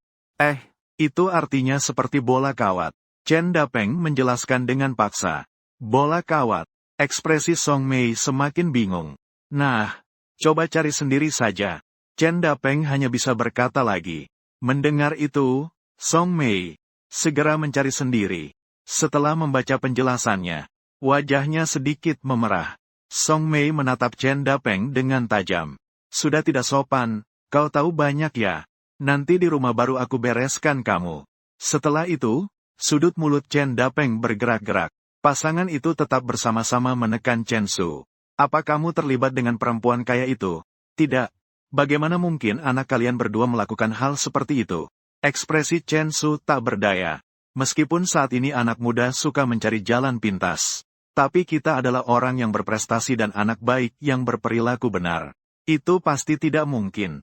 Hei, bahkan jika ingin, tidak ada kesempatan. Tidak, karena itu bukan. Apakah kamu melakukan hal yang melanggar hukum? Song Mei terus bertanya. Iya. Cara cepat untuk menghasilkan banyak uang ada dalam hukum pidana. Terdaftar satu persatu. Kamu jangan sekali-kali melakukan hal bodoh. Chen Dapeng menambahkan. Matanya terpaku pada Chen Su. Misalnya, apakah kamu pernah terlibat dalam jualan gula batu belakangan ini? Menjual gula batu. Song Mei bertanya lagi. Itu adalah tentang menjual narkoba. Membuat narkoba mirip dengan permen gula. Menggunakan penjualan permen gula sebagai kedok. Song Mei tidak bisa tidak terkejut. Dia berpaling dan bertanya dengan sangat tegang. Suara Chen Su sedikit bergetar. Nak, jangan katakan padaku. Kamu melakukan hal itu untuk menghasilkan uang. Itu adalah hukuman mati.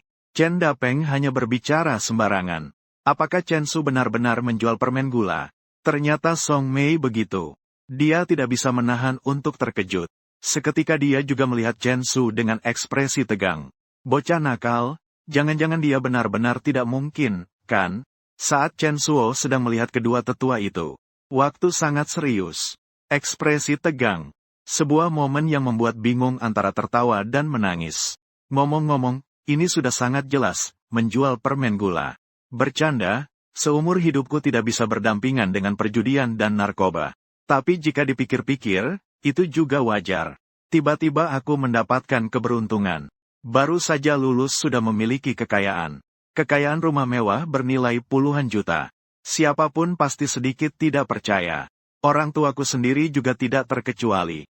Untuk menghindari orang tuaku khawatir tentang Chen Su.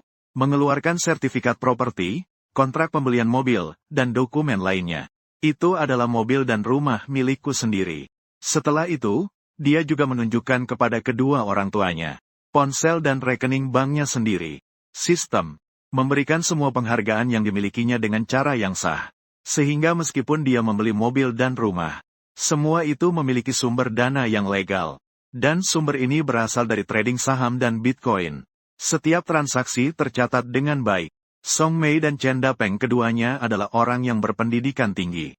Melihat dengan saksama selama setengah hari. Semua pendapatan Chen Su sesuai dengan peraturan dan legal. Memiliki sumber yang jelas. Bukan pendapatan yang ilegal. Atau pembayaran dari seorang wanita kaya. Sepenuhnya terpesona dan merasa lega. Tidak menyangka bocah nakal ini hebat sekali. Bocah nakal ini sekaligus punya 3 anak. Menghasilkan uang juga lebih hebat daripada kerja keras. Chen Dapeng langsung tersenyum lebar tidak bisa menutup mulutnya. Anak ini hebat. Dia yang hanya seorang karyawan juga ikut mendapatkan manfaat. Bukankah anak yang makan daging? Dia juga bisa ikut mendapatkan sup. Song Mei juga merasa sangat terhibur. Bocah nakal ini tidak dibesarkan sia-sia. Baru lulus sudah begitu hebat. Bisa membeli mobil dan rumah yang bernilai puluhan juta. Hanya dengan rekening bank ini. Dan juga memiliki uang tunai lebih dari 100.000. Jauh lebih baik dibandingkan dia sebagai karyawan. Terlepas dari bagaimanapun, menantu perempuan memiliki 3 cucu. Cucu perempuan, dan anaknya juga sukses. Karirnya berhasil. Sekarang hidupnya bisa dianggap sempurna. Memikirkan hal ini, Song Mei sangat bahagia. Ketika merasa senang, tiba-tiba menamparkan Chen Su. Bocah nakal, kamu bilang kamu sudah menghasilkan banyak uang. Apa maksudmu masih menyusahkan ibumu? Sambil berkata, ekspresinya sedikit marah. Chen Su awalnya melihat ayah dan ibunya yang sangat bersemangat dan bahagia. Sebagai seorang anak, dia juga merasa cukup bangga. Tiba-tiba, saya dipukul oleh Song Mei.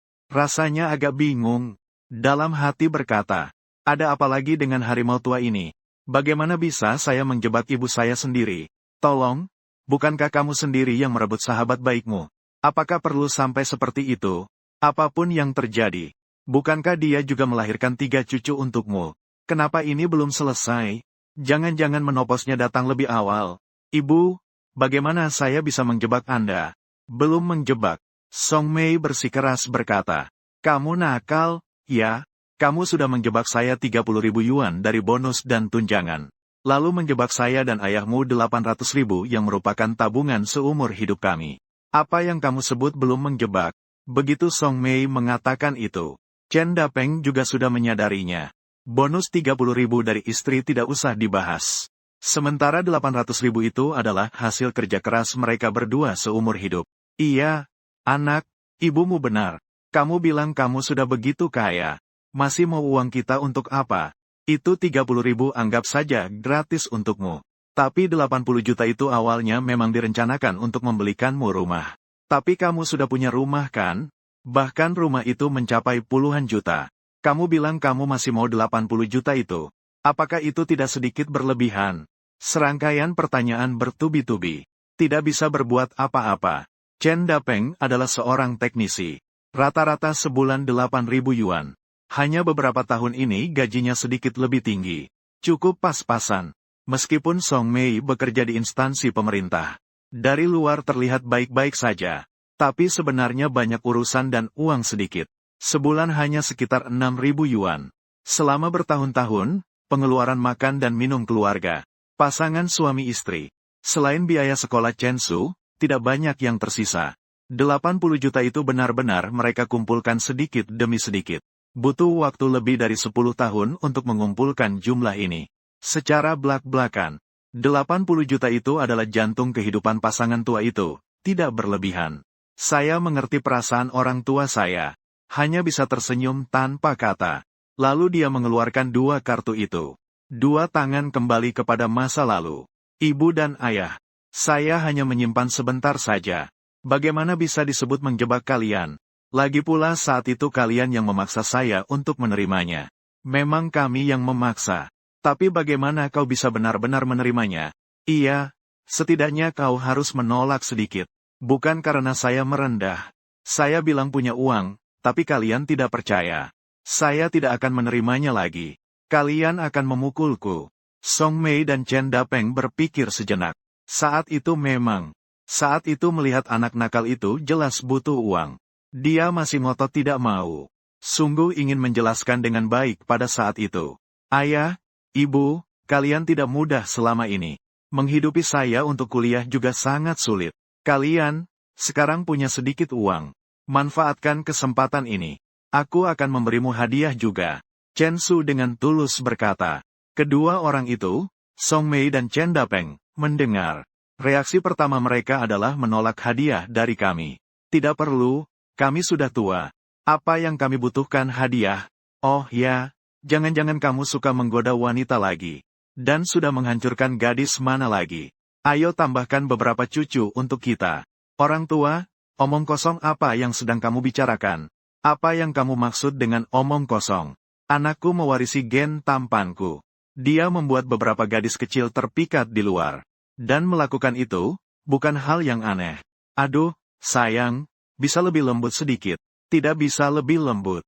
Hari ini saya bilang begini. Jika anakku berani tidak setia pada Wan-Wan, hati-hati, saya akan patahkan kakinya. Ya, jika dia berani, aku juga mematahkan kaki anjingnya. Melihat ibuku menangkap ayahku, itu seperti tangan yang menghancurkan bunga. Pernyataan itu merupakan ledakan dukungan dahi. Dalam hati berkata, kapan ayah jadi konyol seperti ini? Dulu dia adalah orang tua yang pemarah. Di mana lelaki berkuasa yang garang itu? Sudahlah. Masih merasa sakit hati pada ayah. 1 detik kemudian, sisa 99 detik digunakan untuk tertawa. Hahaha. Ayah dan ibu, jangan berpikiran aneh. Hadiah yang saya berikan untuk kalian adalah sebuah rumah. Chen Su mengeluarkan kunci sertifikat rumah. Dengan serius berkata kepada kedua orang tua. Apa? Memberikan kami sebuah rumah. Keduanya, Song Mei dan yang lainnya, terkejut. Seperti biasa, mereka langsung menolak. Anak bodoh. Meskipun kamu punya uang, kenapa tidak memberikan sesuatu yang lebih baik? Memberikan kami rumah. Apakah kami tidak punya tempat tinggal atau bagaimana? Sebelumnya kami juga ingin membelikanmu rumah. Dengan 800.000 ini, membeli rumahmu sudah tidak mungkin. Tapi ada banyak perumahan terjangkau di luar sana. Membeli yang lebih kecil dengan pembayaran penuh sudah cukup. Bahkan perumahan Swan Lake yang mengusung konsep mewah. Membayar uang muka juga sangat mudah. Ya, anak kedua, kami tahu niatmu yang baik untuk memberikan rumah. Simpan saja untuk dirimu sendiri. Oh ya, anak, kamu bilang kamu membeli rumah di perumahan mana? Dari kompleks tepi Danau Angsa, loh. Di kompleks Danau Angsa itu, orang itu memang baik. Meskipun tidak sebaik Bi Suiju. Tapi jika dibayar tunai, Satu rumah di tepi Danau Angsa bisa mencapai 2 atau 3 juta. Kamu ini, anak bodoh. Untuk apa membeli rumah semahal itu untuk kami? Itu tidak bisa dimakan atau diminum. Hanya buang-buang uang. Bisnismu baru saja dimulai, tapi sudah menghabiskan uang dengan sembarangan. Kebiasaan seperti itu tidak baik. Song Mei dan suaminya mengkritik Chen Su karena boros. Mereka dengan tegas menolak rumah itu. Terutama terlihat nyata dalam perilaku Chen Dapeng. Ia sangat sedih dan kecewa dengan tindakan Chen Su yang boros. Namun mereka tetap tenang saat membicarakannya. Apakah ada gunanya berbicara jika buku kepemilikan sudah di tangan? Anaknya pun memiliki niat baik dan sulit untuk menolak. Tidak mungkin membuat anaknya merasa kecewa. Bukan. Di sana, Chen Su memperhatikan dengan cermat. Ia merasa senang dari lubuk hatinya. Bagaimanapun, orang tua telah sangat peduli padanya selama bertahun-tahun. Mereka sudah bekerja keras seumur hidup. Menghemat seumur hidup. Memang seharusnya mereka bisa menikmati hidup bersama kita. Apapun yang kita lakukan untuk mereka tidak akan berlebihan. Memberikan mereka sebuah rumah itu tidak ada apa-apanya. Ini benar-benar rumahmu. Chen Su telah menyelesaikan pertanyaan dan kekhawatiran orang tuanya. Begitu keluar, dia langsung bertemu dengan Chen Wanwan yang sedang berkeliling di dalam kamar. 3 anak kecil itu tidur nyenyak. Ini juga memberi kesempatan baginya untuk melihat-lihat situasi menjelang pindah ke rumah baru. Dia tidak tahu banyak tentang Chen Su. Berdasarkan pengetahuannya tentang sahabat baiknya, Song Mei, keluarganya juga dalam kondisi biasa. Tidak memiliki latar belakang keluarga yang mencolok. Chen Su sendiri juga hanya seorang lulusan universitas yang baru saja lulus. Namun dia sudah memiliki sebuah BMW X7 terlebih dahulu. Lalu sebuah rumah di Bisiju. Membuat dia, yang berasal dari keluarga Rao, sudah terbiasa dengan dunia. Namun dia masih tidak bisa tidak terkejut. BMW X7 itu harganya 2 juta. Dan salah satu ciri paling mencolok dari rumah di Besuiju adalah harganya yang mahal. Untuk rumah yang akan segera dihuni saat ini, paling tidak harus 10 juta. Tingkat aset seperti ini, bagi seorang lulusan baru dari universitas, harus diakui ini agak berlebihan. Tentu saja itu milikku. Chen Su tersenyum. Bagaimana? Guru Chen merasa tidak buruk, kan? Ya, itu memang tidak buruk. Chen Wanwan mengangguk dengan tatapan yang agak aneh kepada Chen Su. Aku mengira kamu hanya seorang mahasiswa miskin. Tak kusangka kamu juga punya banyak kelebihan. Ternyata kamu adalah seorang miliarder yang tersembunyi. Jadi, setelah ini Guru Chen akan sedikit sibuk. Aku ini penuh dengan kelebihan dari kepala hingga kaki. Tinggal tunggu saja Guru Chen. Anda bisa menemukan sedikit demi sedikit. Siapa yang mau menemukan? Mendengar bahwa Chen Su berbicara dengan maksud tertentu, Chen Wanwan tiba-tiba merasa panas di wajahnya. Dalam hatinya muncul gelombang perasaan. Namun dia bersikap sangat meremehkan. Mengatur napas, tiba-tiba dia berkata lagi. Oh ya, bolehkah aku mengajukan sebuah permintaan? Permintaan apa? Bicara saja. Apakah kamu bisa tidak memanggilku Chen Laoshi lagi mulai sekarang? Lalu bagaimana saya harus memanggil istri? Jangan bilang, pergi, lagi. Jadi, kamu bilang aku harus memanggilnya apa? Memanggil namamu langsung tidak cukup sopan. Bagaimana kalau aku memanggilmu Bibi? Kenapa? Karena memanggilmu Bibi sangat menjengkelkan. Chen Wanwan segera merasa malu dan ingin memukul. Hampir saja mengumpat. Bibi, sangat menjengkelkan. Apa kamu pernah melihat Bibi yang telah melahirkan beberapa anak? Chen Su melihat ekspresi Chen Wanwan yang hampir tak tertahankan. Sekali lagi merasa senang. Gadis itu memang menghibur. Hahaha. Chen Wanwan lalu marah. Memalingkan kepala dengan sengaja memasang wajah dingin. Beberapa saat kemudian, tiba-tiba berbunyi. Lalu bertanya lagi pada Chen Su. Tadi kamu memberikan orang tuamu sebuah rumah di tepi Danau Angsa. Kau mendengarnya. Orang tuamu begitu keras. Jika aku tidak mendengarnya, itu aneh. Memang, aku memberikan mereka sebuah rumah di tepi Danau Angsa. Kenapa begitu cepat? Apa yang tidak kau inginkan? Aku tidak rela. Lagi pula itu bukan rumahku. Aku hanya merasa kau sangat berbakti kepada orang tua. Mei Jie dan ayahmu memiliki putra sepertimu. Jadi mereka tidak sia-sia membesarkanmu. Tentu saja ada rasa bakti. Itu adalah kebajikan tradisional bangsa kita. Aku selalu tersenyum seperti ini. Lebih baik mengorbankan yang terbaik untuk orang tua. Chen Su menepuk dadanya dan mulai membanggakan diri. Chen Wanwan mendengarnya, berkedip, dan bertanya lagi. Rumah di Bisuiju jauh lebih mahal daripada rumah di Danau Angsa. Karena kau tertawa seperti itu. Lalu kenapa kau tidak membiarkan Mei Jie dan yang lainnya tinggal di Bisuiju? Ah, Chen Su langsung terdiam dan menggaruk kepalanya. Tante Su, perkataan Anda ini. Pertanyaan Anda ini seolah tidak punya teman. Apa artinya kalau saya tertawa seperti ini? Mengapa saya tidak memberikan rumah di Bisujivi? Biarkan ayah dan ibu tinggal di sini. Saya melakukan ini karena mempertimbangkan bahwa mereka tidak terbiasa tinggal. Hah?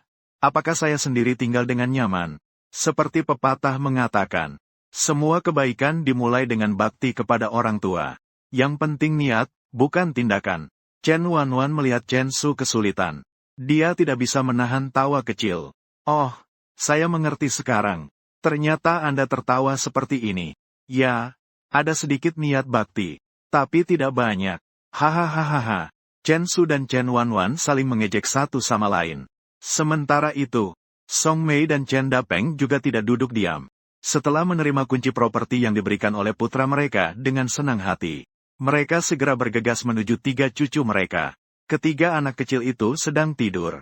Suara mendadak ini membuat mereka terbangun satu persatu, menggeliat dan menangis tanpa henti. Song Mei memeriksa dan menemukan bahwa itu adalah popok, harus diganti. Ketika Chen Dapeng melihat situasi itu, dia dengan sukarela menawarkan diri untuk membantu mengganti popok. Apa kamu bisa mengganti popok? Song Mei bertanya. Apa maksudnya bisa atau tidak? Hanya mengganti popok saja. Dulu saya juga pernah mengganti popok untuk bocah nakal itu. Chen Dapeng berkata dengan percaya diri. Kemudian dengan penuh percaya diri mulai mengganti popok cucunya. Lihat, apa susahnya? Bukankah hanya perlu membuka popok dulu? Bersihkan bokong cucu yang baik itu dengan bersih. Kemudian lepaskan popok yang lama. Lalu ganti dengan yang baru. Tak ada yang lebih mudah dari ini. Ah kamu. Ah, ya, kamu bocah nakal. Kakek akan membantumu mengganti popok.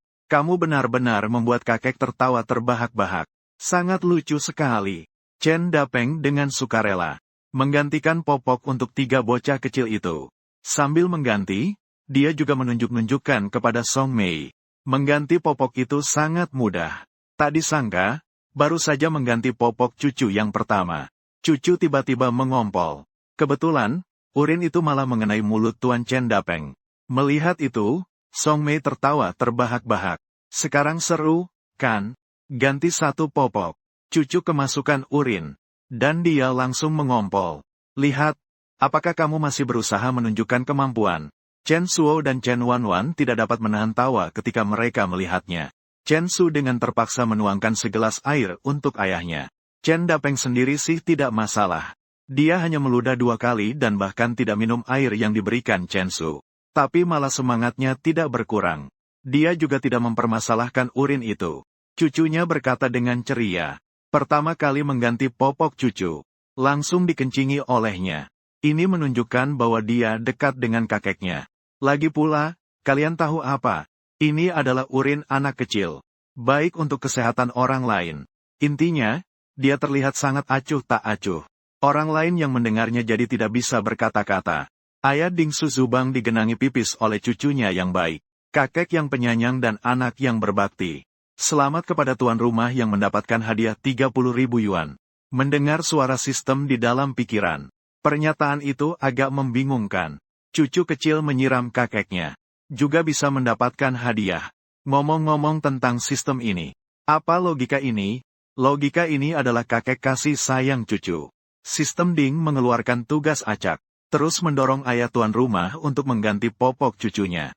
Mencapai tujuan kakek penyayang cucu atau ayah penyayang anak. Tuan rumah akan mendapatkan hadiah tambahan. Tuan rumah tentu bisa menolak. Menolak tanpa hukuman atau hadiah. Chen Su, kakek penyayang cucu. Ayah penyayang anak. Ngomong-ngomong tentang tugas acak yang dikeluarkan oleh sistem ini.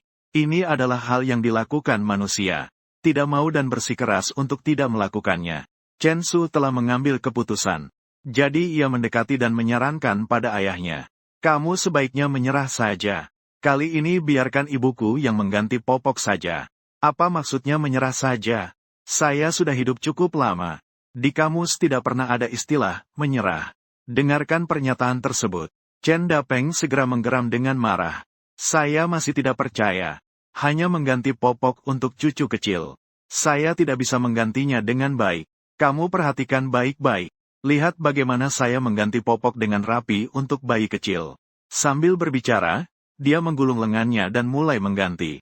Ternyata, begitu dia mulai, dia langsung berseru. Semua orang melihat. Terlihat tangan Chen Dapeng sedang mengganti popok.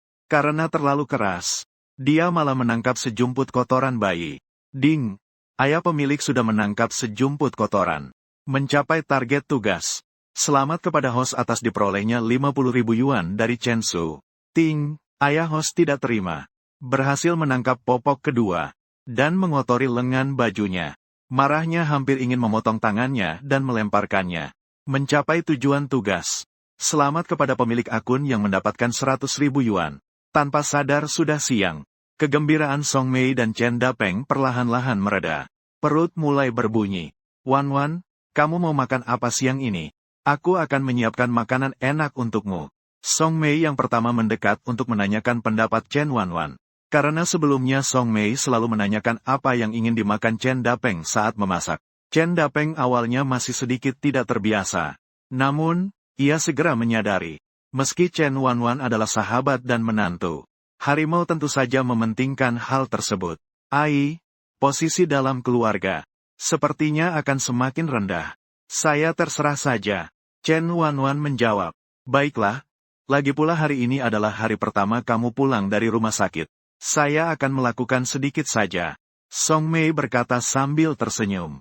Karena mereka adalah sahabat baik selama bertahun-tahun. Dia masih mengerti sifat Chen Wan Wan. Tidak berlebihan atau berpura-pura. Apapun yang kamu katakan adalah apa adanya. Dia bilang terserah saja. Memang benar, terserah saja.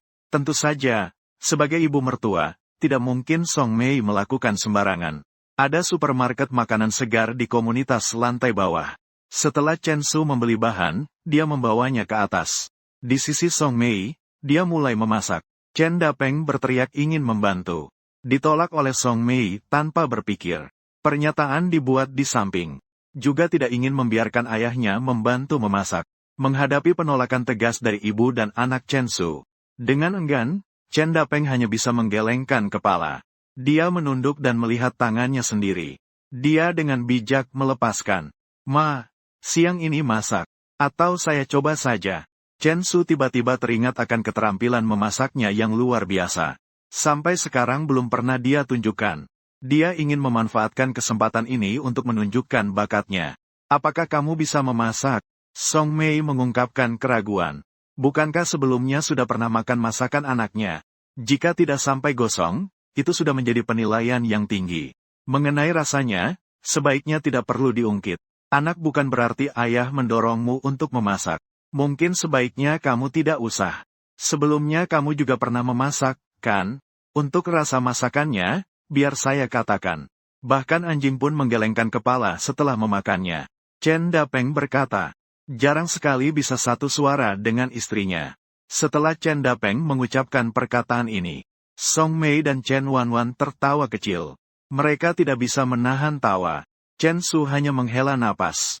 Ngomong-ngomong tentang saudara Chen Dapeng, Anda memang pandai berkata-kata. Apa yang aku masak? Anjing saja menggelengkan kepala setelah memakannya.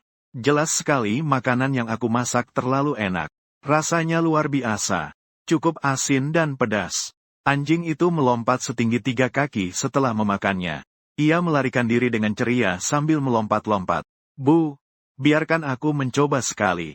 Jika aku benar-benar tidak bisa memasak dengan baik, Anda bisa terus memasak. Chen Su kembali menyarankan kepada Song Mei. Kalau begitu, saya akan melihat dari samping. Melihat Chen Su dengan sungguh-sungguh menunjukkan kemampuannya. Song Mei terpaksa setuju dan mengizinkan Chen Su masuk ke dapur.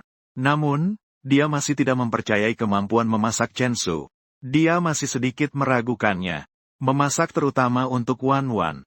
Apa yang kita makan tidak masalah. Wan Wan sedang dalam masa pemulihan setelah melahirkan.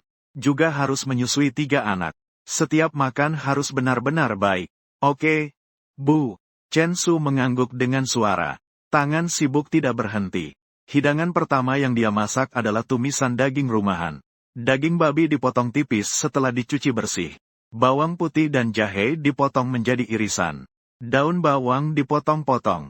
Berkat keterampilan masak yang luar biasa. Saat ini, dia tidak hanya memiliki pengalaman dan keterampilan memasak yang luar biasa. Kecepatan memotong sayurannya juga sangat cepat. Gerakannya hampir terlihat seperti bayangan. Song Mei masih terus mengoceh. Menyiapkan pendamping lobak goreng hati babi. Chen Su sudah menghangatkan wajan dan menuang minyak. Masukkan irisan daging babi dan tumis hingga mengeluarkan minyak. Tak lama kemudian, sebuah hidangan tumis rumahan yang lezat dan aromatik sudah siap. Putra saya, Wan Wan, adalah sahabat saya. Ini sudah saya tidak perlu ulang. Dia telah melahirkan 3 anak untuk keluarga Chen. Hal ini sungguh sangat dihargai. Dia telah memberikan kontribusi besar untuk keluarga Chen. Bagaimanapun juga, kita harus memperlakukan mereka dengan baik. Jika tidak, itu akan sangat tidak berperasaan. Song Mei terus mengoceh, sambil meletakkan bahan-bahan yang sudah disiapkan ke arah Chen Su. Tapi ketika dia mengangkat kepalanya, dia mendapati, di sana, masakan rumahan kecil dari Chen Su sudah siap. Dia juga dengan cepat mengolah mentimun. Kamu sudah selesai begitu cepat. Song Mei terkejut. Iya, Ibu, coba rasakan. Chen Suo menyerahkan sepasang sumpit. Song Mei tidak mengambil sumpit itu. Dia mencoba sedikit masakan rumahan kecil. Begitu masuk ke mulutnya, dia merasa tidak percaya. Karena rasa ini sangat lezat. Tidak bisa dijelaskan.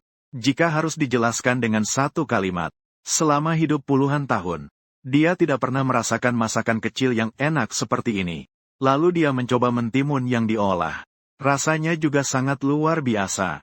Hanya mentimun yang diolah dengan cara yang sangat sederhana. Dia merasakan cita rasa yang luar biasa dari situ. Anak nakal ini bisa melakukannya bagaimana? Ibu, bagaimana? Enak tidak? Chen Su melihat ibunya terus-menerus mencicipi masakan tersebut. Namun tidak berkata apa-apa. Sejenak dia meragukan kemampuan memasaknya yang luar biasa. Song Mei segera mengambil sepasang sumpit dan menyendok mentimun dengan antusias. Dia baru saja berkata dengan samar-samar. Enak sekali, terlalu enak, nak. Bagaimana bisa kemampuan memasakmu jadi sekeren ini? Itu karena aku belajar memasak sendiri belakangan ini. Belajar sambil mengerjakan. Dasar bocah nakal, kamu kembali berpura-pura ya. Song Mei menyindirnya sambil tertawa. Nak, masakanmu enak juga. Aku akan membawa mentimun ini ke sana. Supaya ayahmu bisa mencobanya. Baik. Paman Chen terus memasak. Tumis lobak dengan hati babi, ikan kakap kukus, daging sapi tomat, dan sayuran rebus. Hidangan-hidangan lezat berturut-turut datang. Namun, tepat saat dia asyik memasak, Song Mei datang dengan terburu-buru. Nak, tolong buatkan mentimun lagi. Ayahmu belum menunggu untuk makan resmi. Sampai-sampai timun yang dipukul sudah habis. Pernyataan ini membuat saya tertawa. Tuan Chen Dapeng semakin tua semakin bebas dirinya. Kakak melakukannya seperti ini waktu kecil. Pasti akan dipukuli oleh Chen Dapeng. Setelah makan tidak ada masalah. Saya akan memukul satu lagi. Oh ya Bu, apa pendapat ayah tentang masakan yang saya buat setelah dia mencobanya? Pernyataan dan pertanyaan. Begini kata ayahmu. Dia bilang masakanmu sebelumnya seperti anjing. Setelah mencicipi, semua orang menggeleng. Sekarang masakanmu seperti sapi. Setelah mencicipi, semua orang terdiam selama 3 detik. Anak lahir, Wan Wan keluar rumah sakit. Mereka pindah ke rumah baru lagi. Bisa dibilang kebahagiaan bertambah. Chen Su membuat banyak masakan dengan bantuan tanpa menonton dari Song Mei. Membuat satu meja penuh hidangan. Ada tumis daging rumah, lobak tumis hati babi, ikan kakap kukus, daging sapi tomat, udang rebus, kaki babi rebus kacang kedelai, telur jamur hitam, bayam tumis, sup telur rumput laut, ditambah 2 piring timun yang dipukul. Begitu melihat, mata Chen Dapeng berbinar-binar. Seandainya Song Mei tidak melihat di sebelahnya,